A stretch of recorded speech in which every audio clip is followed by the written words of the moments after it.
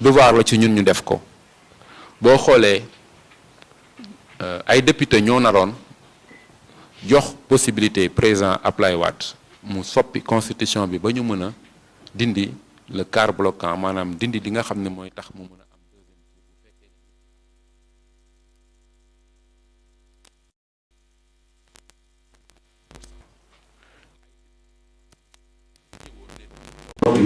dañuy voté loi bu permettre président Macky Sall reporter élection yi. mais pourtant dañu taxaw ne déedéet bu ñu jàppoon ne rek ay député lañu fal nañ leen noppi démocratie représentative du tere contrôle citoyen du tere mu am ay vigie citoyen vigie citoyenne yu taxaw ne déedéet du fi am loolu rek moo ñu motiver et li ñuy def yëpp on le fait ci jàmm wut jàmm mais jàmm joo gis dëgg di ko lal looloo tax ñu woote lii pour ne comme te am na ñuy wax jaar fii am na ñuy wax jaar fële li gën mooy ñu waxtaanee ko ba am la meilleure formule boo xam ne dina prendre en compte ñeenti mbir benn dëgg feeñ ñaar mu am ay poursuite ay daan ku ci tax ñu daan la ñett mooy ñi nga xamante ne dañ ci am ay loru mu am réparation ñeent mooy fexe ba ñu jóge ci def ay réformes yoo xamante ne dina permettre li xewoon dootul xewati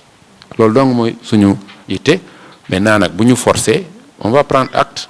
et le peuple jugera. Aliou va répondre à l'autre question parce qu'il est interpellé directement.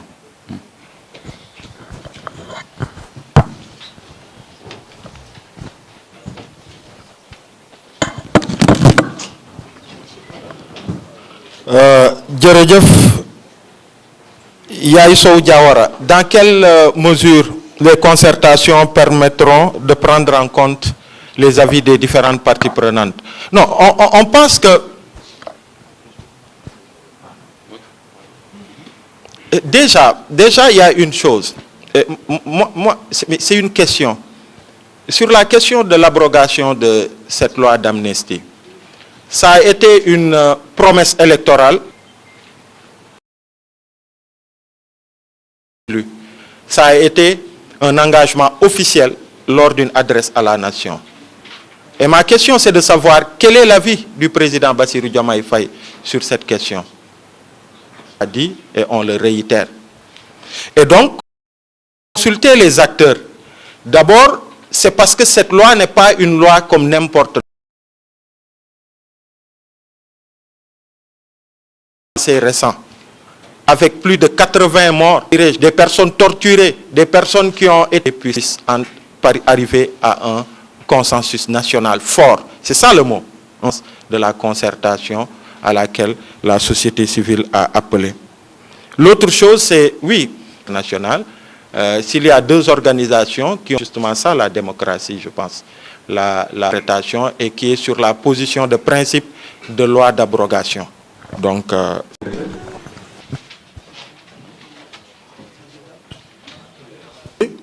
lu ne mun nañ ko wax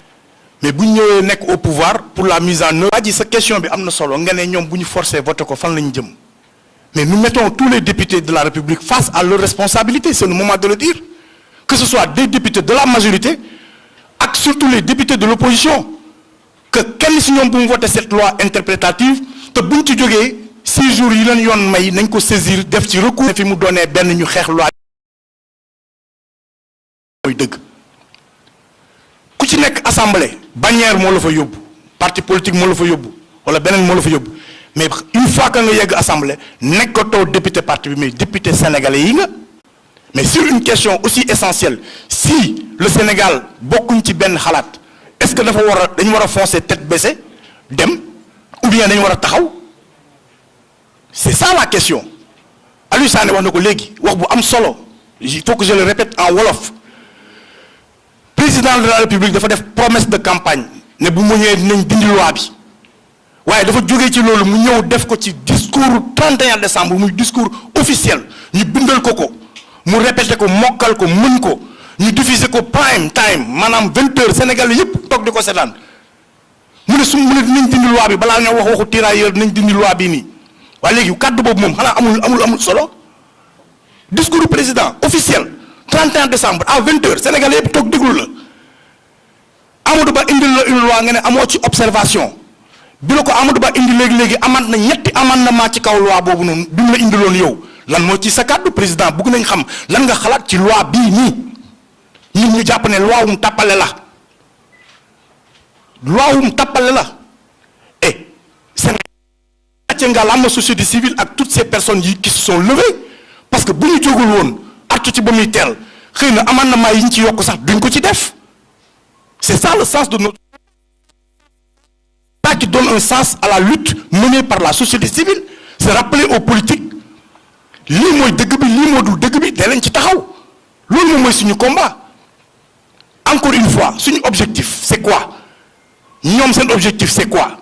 nee nañ ñun ñoo bokk objectif yoon bañ ko bëgg a jaaree la ñu d'accordul parce que yoon bi ñu bëgg a jaar ñoom yoon la boo xam ne fas bu ñu jël la ngalab ko muy xool benn direction ñu jéng suñu justice bi maanaam une justice sélective une justice à deux vitesses ñun ñëpp c'est les mêmes termes qu'on utilisait il y a même pas un an. Pourquoi aujourd'hui ce même débat encore sur la place publique c'est parce que aujourd'hui ñoom ñoo toogee ci position wu tegaat askan bi une justice. On ne va pas l'accepter on se battra nag ci lu ñu mën avec tous les moyens yu ñu am mooy wax ci yëy ci yàbbi ci lépp lu ñu yoon may ñu def ko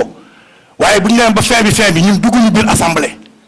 ñuy dugg biir assemblée la ñuy mettre face à leurs responsabilités vous êtes des députés lii mooy première loi bu indi polémique au Sénégal sous le magistère de Bassirou Diomaye Faye l'histoire retiendra toi député si tu votes cette loi bi nga xamante ne tu sais que c'est injuste pour le Sénégal c'est pas une loi pour régler les problèmes du Sénégal mais c'est pour indil Sénégal yeneen i problème sa responsabilité la le Sénégal retiendra tu seras retenu ci analu du mauvais côté des députés yi fi nekk parce que Sénégal quand même on peut citer de très bons députés mais comme on peut citer de pires députés boo bëggee bokk ci liste boobu loolu sa choix bopp la demal nga def ko